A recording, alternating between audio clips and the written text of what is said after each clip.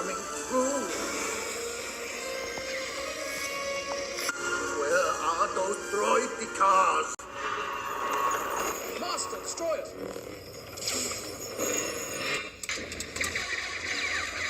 This is my take on the LEGO Droideka. The free instructions are on rubricable.com, so go check them out. The first question you probably have is this minifigure scale? And the thing about minifigure scale is it's difficult to determine, especially when you're building something that's supposed to be the height of a minifigure, because Droidekas are 6 feet tall. They look smaller in the movies, I feel like, but apparently they're 6 feet tall, so about the height of a minifigure, maybe a little bit taller. But it's hard to still get all the details you want when you're limited to like 4.5 bricks tall. So as you can see, it is a little bit taller. Of course, that depends on how you position these legs, but I think it's close enough, and I can't make it really any smaller, unless you could use one of these pieces right here instead of this. That will lower it about a plate in height and makes it a bit closer. I would say this is minifigure scale, maybe. I don't know how tall Liam Neeson is, but we're gonna say that's a minifigure scale. But this piece here, the only colors that would work are black and clear of the currently available ones. They don't make it in dark gray as of 2025, and it's a harder piece to come by, so that's why I like to use that other clip piece. So anyway, that's my 2 cents on Droideka sizes. I think it's close enough because I can't really make it any smaller. Anyway, as for some more details of it, as you can see, I use the just regular droid torso to make its kind of torso area thing, and I think that fits very well the shape it's supposed to be, and it obviously has its arms and guns. And then the curved head, that I think is pretty much the best way you can make it curved. I wish that piece could be brown, but that piece is super expensive and brown, so I made it gray.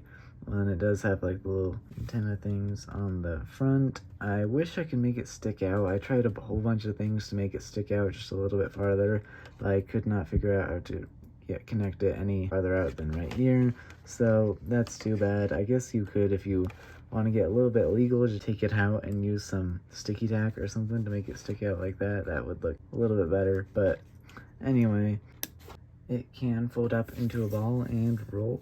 So first you fold in the feet like that, and curl the body in like that, and then fold the arms to kind of match up with the feet like that. And it's definitely not a perfect circle, but it's about as good as you can get with Lego. It can roll, kind of. I found it works better and goes straighter if you give it a bit of momentum, which I don't really have space to do right here, but it does roll around a bit. And lastly, I thought I'd show you a few size comparisons so you can see what this would look like on the battlefield. So here is it next to a battle droid, slightly taller, but that also depends on like how you position the legs and torso and stuff. Here is it next to my Bark Speeder MOC, which I also have a video review and instructions for, so pretty similar height, I'd say. And then here is it next to my ATRT. Once again, I also have a video review and mock of this if you want to build it yourself.